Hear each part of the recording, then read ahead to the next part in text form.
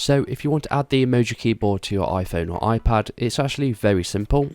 So the first thing we need to do is load up the settings application, and then you want to scroll down a bit and click on General. Once you're on General, you want to go ahead and click on Keyboard near the bottom of the screen. Then you want to click on Keyboards at the very top of the screen. So in order to add the Emoji Keyboard to the list, you want to go ahead and click on Add New Keyboard, and then you want to scroll down to find the Emoji Keyboard, and you want to go ahead and click on it. So once you clicked on it, it will add the Emoji Keyboard to the list, and it will look something like this. So once you've enabled the Emoji Keyboard, we need to go somewhere that we can actually type, for example in the Messenger app or iMessages, and then at the very bottom left of the screen you'll see a smiley face.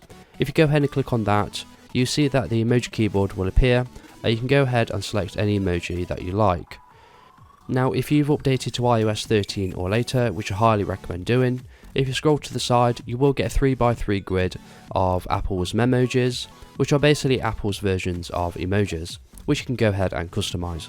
And in order to leave the Emoji Keyboard, you just need to click on the ABC button in the bottom left hand corner, and you'll be taken straight back to the normal keyboard.